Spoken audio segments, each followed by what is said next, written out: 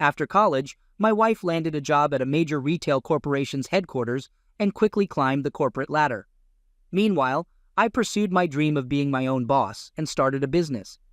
However, when I was around 27, my business took a hit due to the economic downturn, and I found myself needing to rejoin the workforce.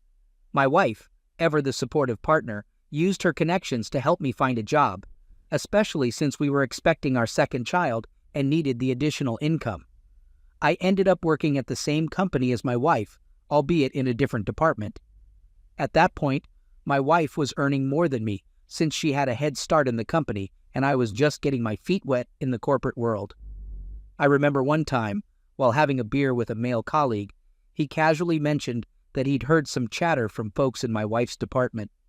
Apparently, she was quite chummy with the senior execs and had a reputation for being flirtatious at work, even suggesting she was being passed around. This comment infuriated me and almost led to a brawl. I dismissed it as drunken gossip, convinced it was just petty jealousy over her rapid rise in the company. I trusted my wife implicitly, believing I knew her better than anyone else. I was too trusting, too naive. After my wife returned from maternity leave, I quit the job to focus on my business again and took on the role of a stay-at-home dad. Our relationship had its fair share of highs and lows, just like any other couples, but there was never any red flag or any hint that she might be cheating, let alone something worse. Fast forward 7 years, she's still at the same company, but now she's a director. We have 3 kids, I work from home, and I'm a full-time dad. I only work part-time, but my business was doing well enough that our incomes were almost equal. I thought we had it all figured out. We were financially comfortable enough to take more frequent vacations, but my wife had other ideas. She was away 2 nights a week for work. I urged her to spend more time with her family, arguing that we didn't need the extra money enough for her to be away so often. We had 3 young kids who needed their mom around, but she insisted that her job demanded it, and she had given up too much to just walk away from the opportunity. We had this conversation several times, and her go-to excuse was always that she was up for a promotion next year that wouldn't involve any travel. She's been spinning that yarn for the past 3 years. Her defense was that she's always accessible to our kids because they can call her anytime. Our eldest is only 8 and doesn't even own a cell phone, but that's the kind of logic she uses to evade her responsibilities as a mother to our kids. I would drop the subject since our discussions were going in circles. I embraced my role as a full-time stay-at-home dad and an equal financial contributor. Her part of the deal was to come home 4 days a week and try to buy her way out of parenting by showering the kids with toys. It didn't really get to me because I genuinely enjoy spending time with my 3 kids, picking them up from school, and being involved in their lives. I just wished my wife would realize the importance of spending quality time with the kids and stop trying to weasel her way out of everything. Our bed life was average, maybe once or twice a week. It's been like that since we had our first child. It was never an issue for me because I understood that we both led busy lives. However, everything changed one day when I bumped into a former colleague who still works with my wife. We got to chatting, the usual small talk.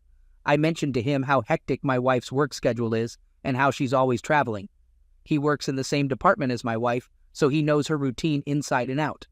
His reaction when I mentioned my wife's frequent travels gave me the impression that something was off. I knew I couldn't probe him further because it would be awkward given that we weren't that close. So, I made a mental note to look into the matter more deeply.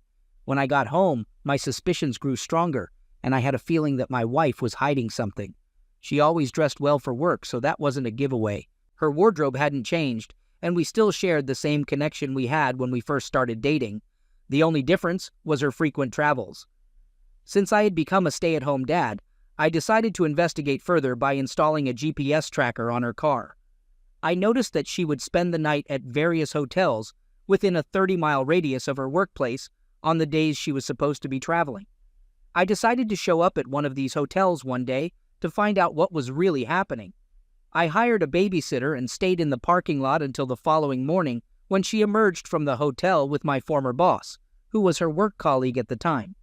That pretty much answered most of my questions. They weren't even trying to hide it. I was beyond shocked. I rushed out of my car to confront them. They exited the hotel as casually as if they were leaving a business meeting. I immediately jumped out of my car and confronted her. My former boss tried to distance himself, but I told him to stay put. However, while I was confronting my wife, my former boss managed to slip away. All my wife could say was that they were having a business meeting, acting as if I hadn't just caught her emerging from a cheap hotel with a married man at 6 a.m., about 30 miles away from our home. She tried to pretend as if I was blind, and I told her that our marriage was over. It then hit me that I should have known this all along, that the rumors one of my former coworkers had spread about 7 years ago were true. I told her I had to go home and that she should stay with her affair partner. She ended up staying with a friend and wouldn't stop calling or texting me, begging to come home and see the kids whom she had been leaving with me while she cheated. About a week after discovering her affair, I wanted to get the full story because rumors were circulating that she had been having affairs with multiple men at her workplace. We met up, and I told her that I might consider taking her back if she came clean. I had no intention of doing so, but I wanted closure. Despite my efforts, she was unwilling to discuss the matter. So, I took it upon myself to do some digging. This was when I discovered, with absolute certainty, that she was in the midst of her 7th affair during our 9-year marriage, with 6 of the men being people she worked with daily. One of these affairs was a long-term one with my former boss. I was floored and utterly devastated. I proceeded to file for divorce and got through that painful process. We separated a few weeks later. Her pleas and begging were to no avail. After having affairs with people she worked with on a daily basis, some of whom I knew, all of them either married or in serious relationships, she made me look like a complete fool. No amount of apologies will make me reconcile with her. Months after our split, I still receive pleading text messages from her, but I'm absolutely done with her. The most devastating part of this saga was that a DNA test revealed my middle child isn't biologically mine. It shattered my heart, and I haven't fully recovered. When I confronted her with the test results, she denied it. We both went for a second test, which confirmed the initial results. She wanted me to keep her secret, but I refused. I sent a letter to the wives of all the men she cheated with, informing them that I needed a DNA test for my son. Unsurprisingly, most of their relationships are now on shaky ground. The news spread so quickly that she ended up quitting her job and deactivating her social media accounts. So far, none of the men have come forward, which I didn't expect. He's still my son, after all. But I've kept a record of the men's names in case he grows up and wants to know who his biological father is. I'm currently in a relationship with a woman, an old classmate of mine, and I'm being extremely cautious this time around, but she doesn't show any signs of infidelity. Things are going pretty well, and I'm genuinely happy. I won full custody of my 3 children, and I try my best to avoid my ex-wife. It's gratifying to know that she's miserable, working a lower-paying job in a different field, and everyone who knew us knows how she ruined our marriage. I'm still in the process of recovery, taking things one day at a time. I've become a person I never expected to be, but I'm genuinely enjoying my life.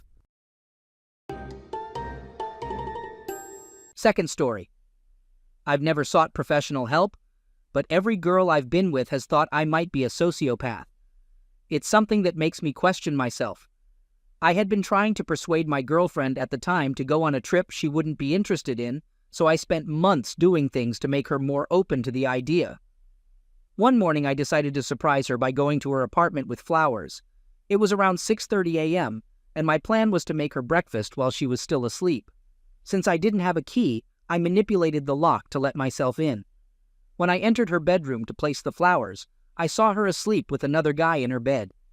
I went to the kitchen and sat down, needing a moment to gather my thoughts. I had to determine how much time I had and find out who the guy was. Quietly, I sneaked around her bedroom, found the guy's pants, and took his wallet. I noticed they both smelled strongly of alcohol. I knew she wouldn't wake up until at least 8 a.m., and I wasn't sure about the guy, but based on their alcohol smell, I estimated I had a few hours. I went outside to retrieve my laptop from my truck. Then, I returned to the apartment and sat down at the kitchen table. I used the guy's ID, which I had taken, to gather information about him. I found his Facebook profile, learned his parents' names, sister's name, and so on. I obtained their contact information and ran a background check on him, discovering he had a few possession charges. I also copied down all his credit card details. I went to some sketchy parts of the deep web and purchased his social security number. I already had all this information on my now ex. I cooked breakfast for both of them. While their pancakes were cooking, I went into the bedroom. They were only covered by a thin sheet. Luckily, it wasn't tangled. I pulled the sheet off, revealing them both naked, and took some very unflattering photos. Afterwards, I returned to the kitchen, plated their breakfast, and sat at the table to gather my thoughts. I then went outside and placed my laptop in my truck. I brought their breakfast back into the bedroom and placed it on the nightstand. Then, I went back to the kitchen, grabbed a doorstop from the front door, and quietly brought a chair into the bedroom. I closed and locked the bedroom door, placing the doorstop at the base of the door under a dirty shirt. I set the alarm clock to go off in 3 minutes and sat down in the corner of the room, waiting. When the alarm went off, my ex woke up, turned it off, and noticed the breakfast. She smiled and looked at him, realizing he was still fast asleep. She seemed confused and sat up slightly. Then, she noticed me and exclaimed, "Oh, duck." I told her to sit there and be quiet if she wanted things to go smoothly. She knew me well enough to comply, nodding with a terrible expression on her face. I said, "You're going to get out of bed, walk to the other side, bend over and wake him up. Kiss him and tell him there's someone you want to introduce him to. Tell him it's very important that he doesn't get loud or get out of bed." She responded with frustration, but I interrupted her and said, "Be quiet and follow my instructions, or I'll put an end to this right now." She complied. I instructed her to get back into bed, and he turned towards me, still under the influence and very confused. He asked, "Who are you? What the heck are you doing here?" I replied, "Just sit there quietly, and everything will be okay." My ex urged him, saying, "Just do what he says. You have to listen." I then told them, "I made breakfast for you. Eat it." Both of them were scared and uneasy. My ex picked up the plate and stared at it, while the guy refused, saying, "I'm not eating that." Despite his resistance, my ex insisted, "Just eat it, we have to." Reluctantly, they began eating, but each bite seemed agonizing for them. They believed I had poisoned the food and that they were going to die. In their minds, they were certain that consuming it would be fatal. Finally, I said, "Okay, that's enough. You can stop now." They simply placed the plates back on the bed. I told them, "Here are 2 options. I have enough information about both of you to make everyone you know turn against you, to leave you without a home, and even to make you contemplate ending your lives, because the lives I can create for you would be unbearable. That's option 1. However, there is another way. I'm a reasonable person, and all I ask is to never see either of you again. You'll move to New Mexico together, and I will let go of everything." They exchanged glances, but remained silent. I grabbed their pants, which were in front of me, and threw their cell phones back to them. I said, "Call your employers right now and inform them that you're quitting. You first put it on speakerphone. Let your boss know that you're relocating and apologize for the short notice." She made the call, and then he did the same. I said, "Great, that's sorted. Jenny, contact your landlord next. Let them know that you'll give up your security deposit and will move out within 2 weeks. She made the call, as instructed. I then informed them that they had a week to find an apartment together in New Mexico. I mentioned that I would cover the security deposits for their new place. However, I made it clear that if they didn't follow my instructions exactly, something terrible might happen to them. I painted a gruesome picture of a scenario where a family member discovers them hanging by belts in the closet with embarrassing items inside them. It would be a truly mortifying way to meet their demise. After that, I left them alone. They eventually moved to New Mexico. Over the next few years, I kept an eye on them through several fake Facebook accounts. At some point, she became pregnant while they were still living together. Around 3 months into her pregnancy, she quit her job, while he apparently found a good job for himself. On a trip to New Mexico, I placed 9 ounces of powder in individually wrapped baggies, along with a scale and a stack of cash, which was quite costly, inside a duffel bag, and placed it in his truck. Then, I anonymously called both the police and Border Patrol, claiming to be a concerned citizen who witnessed his vehicle picking up something suspicious at the border. I returned home, and a few days later, I saw on Facebook that he had been arrested on bogus charges.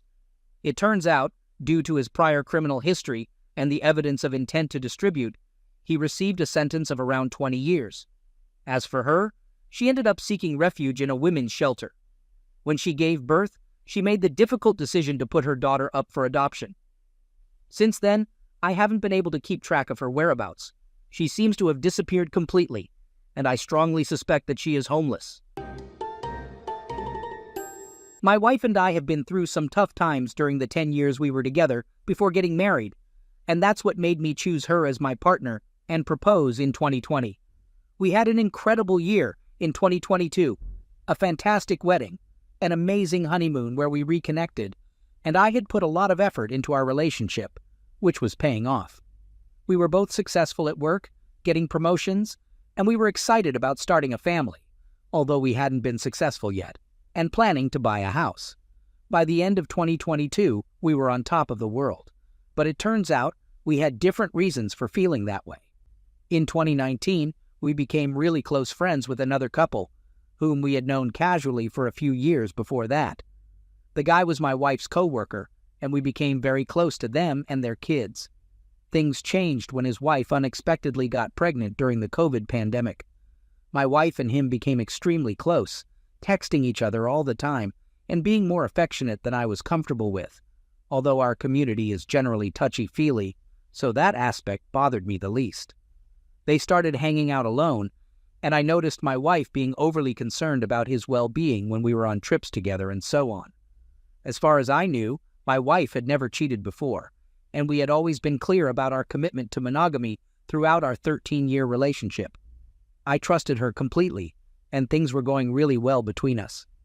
I caught them about to have closeness at a party after everyone else had gone to sleep. It was late in the night, and we were all sober. My wife insisted we stay over at their house, so she left our spare room bed and planned to meet him downstairs. His wife and infant were upstairs.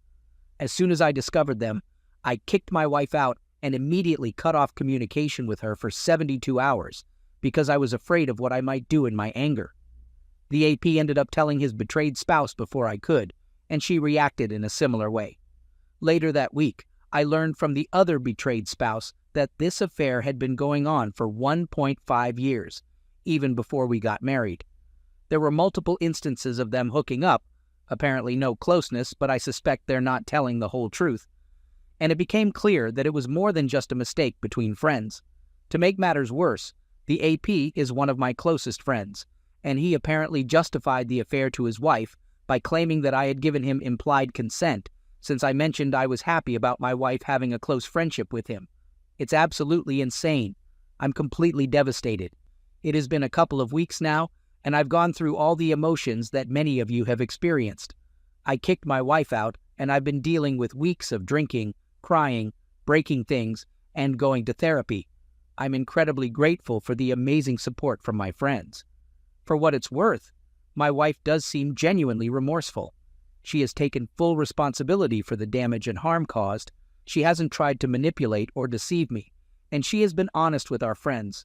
She hates herself for what she has done. But the fact that this affair went on for so long without her admitting it, and that I had to experience the trauma of catching them, makes me question the sincerity of her remorse. After a lot of deep introspection and struggling to come to a decision, I've decided to ask for a separation from my wife and tell her that she needs to move out for the foreseeable future. I don't see a way for us to overcome this situation. It's been difficult for me to accept that this has nothing to do with me or our relationship. She has her own personal issues to deal with, and I can't be there for her during this time. Maybe in the future, something positive can emerge from this. But for now, our relationship is completely shattered. I no longer see her as my partner, which is crazy considering we were planning to have kids just 3 weeks ago. It's been a couple of weeks, and things have taken a turn for the worse. My wayward wife had been staying with friends or family for the past 6 weeks. In January, during our last conversation, I had made it clear that she needed to move out, but I had offered to store her stuff in a spare room. She packed it up, but left it there. We've only had a few text exchanges since then, strictly about logistical matters, and we've kept it polite. About a month ago, I sent an email requesting to plan the logistics of our separation, financial accounts, pets, furniture, deciding who gets the house, and so on. I expressed my desire for an amicable process and just wanted to move forward, heal, and process things on my own. 3 weeks ago, wayward wife responded to my email and bombarded me with expressions of love. I took a couple of days to think about it, but then she texted me saying she was coming home with the expectation that our disagreement was over and we would at least live together while figuring things out. She couldn't understand why we couldn't just be roommates. I firmly told her absolutely not and made it clear about my boundaries. I booked a therapy session with a mediator, which has turned out to be a blessing in disguise. Wayward wife expressed a desire to reconcile, claiming that our relationship is stronger than the affair. She argued that she has been unfairly displaced and made homeless, despite staying with friends and family, while earning twice as much as I do. I made it clear to her that I want a divorce and that our relationship is beyond repair, and the mediator supported my decision. From a logistical standpoint, I can't afford the house we're currently renting anyway, so I offered it to her. I told her I'm actively searching for a new place and will move out in April. Until then, I'm staying at a friend's house because I can't handle the intense anxiety of being in our home anymore. I believe I found a great place to move into, and we're taking turns caring for the pets and managing our belongings. When I informed her that I let our landlord know I'm leaving and needed a rental reference, she freaked out, accusing me of trying to get her evicted, which is ridiculous since she can easily afford the place. She called me last week in a panic, claiming I'm abandoning her during her time of crisis, and doing all of this just to punish her. In my therapy session this week, she expressed anger and frustration over me, throwing away items in the house while she was gone. What she fails to understand is that I discarded gifts from her affair partner and the betrayed spouse, as well as a baby planning book that now brings me immense sadness. We were trying to have kids before all of this happened. It's unbelievable. Emotionally, we may have made some progress, but I continuously reiterate my boundaries. It has been helpful to have a third party, like the therapist, point out her delusional thinking and hold her accountable. However, she's clearly in a hysterical state, and I need her cooperation to establish a financial plan and smoothly navigate our separation with grace and dignity, just as I had requested weeks ago. But damn, she's completely lost it. It's all about her. No empathy left for what she put me through. In her mind, everything that happened after the affair came to light is disconnected from any consequences. She sees it as a series of injustices done to her. These therapy sessions help give structure to our discussions, which is crucial for my emotional well-being at the moment. But it's clear that she interprets everything as if it's all directed at her, just to spite her. I'll be moving out in 2 weeks, and oh boy, I can't wait to get out of here. I'm trying to be patient in hopes of achieving a better and less expensive financial outcome, but I'm worried she's going to lose it completely when I sign another lease. On the bright side, this whole situation has finally killed any lingering hope I had for reconciliation before going through with the divorce. Update. Here are some key points. While negotiating the financial agreement, she tried to make me pay for her egg freezing and future adoption fees, along with reimbursing her parents for their wedding gift. She accused me of making her homeless and abandoning her during a time when she needed support for her mental health. Without my knowledge, she secretly drained our joint bank account, despite our agreement not to touch it until after the divorce. She revealed this during a planned therapy mediation session and dismissively said that money wouldn't help me heal. Our therapist later called me and labeled her as a narcissist, advising me to distance myself as quickly as possible. Somehow, she discovered my new address, despite my efforts to keep it private, and showed up at my house. She refused to return my pet to me. As part of dividing our assets, she demanded my prescription medications and wanted me to provide her with pills she uses due to her obsession. After blocking her, she started using spoofed phone numbers to call and harass me. She called me a coward for leaving her and ending our future together, and she still portrays herself as someone in need of help due to her mental health crisis. Yeah, no wonder my therapist diagnosed me with PTSD after putting everything into words like that. A few weeks ago, I blocked my ex on all platforms, and my community has completely cut her off. However, she still emails me regularly, trying to convince me to go back to therapy, probably to salvage her reputation and friendships. She sends blog posts about how infidelity isn't a big deal and gives minor updates about our pet. Unfortunately, She refuses to give me full custody of the pet, even though it's actually mine, as a way to maintain contact through shared responsibilities like pickups and drop-offs. It's been heartbreaking to face the dilemma of feeling guilty versus prioritizing my own well-being by avoiding any contact with my ex at all costs. Now let's talk about me. I moved out 2.5 months ago. Some days and weeks go by when I feel content with my new life, and I find ways to distract myself from the loneliness. I try to reframe it as a sense of peace and freedom. However, there are still moments when it becomes overwhelming, and I feel depressed and in pain.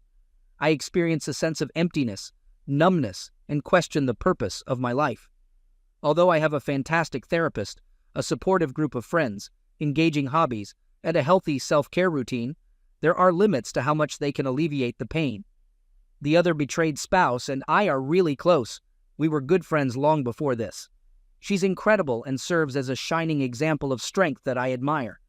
She has become a beacon of light in my life in more ways than one.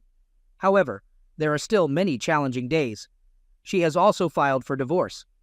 Our first wedding anniversary, we were together for more than 12 years, was a couple of weeks ago, and it brought back intense memories of the pain and devastation I felt when I first discovered the affair.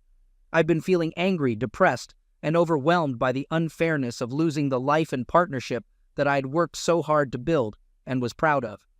It hurts to know that she chose to marry me, even though she knew I didn't consent to her actions. I'm grieving for what I've lost. I recognize that I have a lot to offer, and my life still holds potential. I can be perfectly fine on my own, but that was never the path I chose. On many days, I still struggle with pain and heartache. I make an effort to work out vigorously. I've lost some weight. I spend time outdoors, see my friends often, and prioritize getting better sleep. I've also sought help through medication to manage my anxiety. It's progress, but I can't say that I'm completely killing it.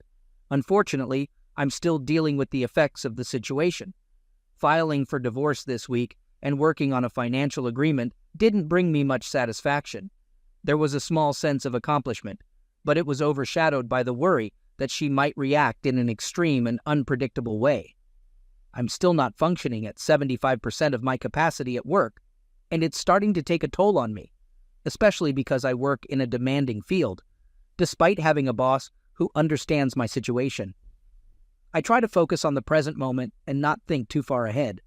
There are times when I compartmentalize the pain, allowing myself to temporarily set aside my own trauma and look beyond it. However, I'll be honest, I'm not sure if I'm moving forward now out of habit, momentum, or a genuine desire for my life and career. Emotionally, I feel drained, as if a shadow is creeping into my vision and dampening the enthusiasm I used to have for life before all this happened. It's clear to me that this person is a narcissist. Professionals have confirmed it, and I have no desire to reconcile with her. I can't say that I'm completely indifferent yet. It's more of an intense feeling of repulsion. Hopefully, one day I'll reach a point of true indifference. I've been mourning the loss of something intangible in our partnership. It's like a pillar or a keystone has been removed, and I struggle to put a name to it, but I can sense its absence.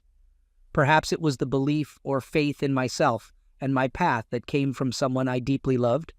It goes beyond simply being alone. I'm still exploring the impact of these emotional scars. I read success stories from others, and while I know I'm fortunate in many aspects of my life, I wish I could be where they are today. There are many who have it even tougher than me. I hope that I can have self-compassion for not being there yet, although it can be challenging at times. I try to see it as a season of experience that will eventually come to an end. To those of you going through similar challenges, I wish you the best of luck. Recovery is a long, messy, and winding road.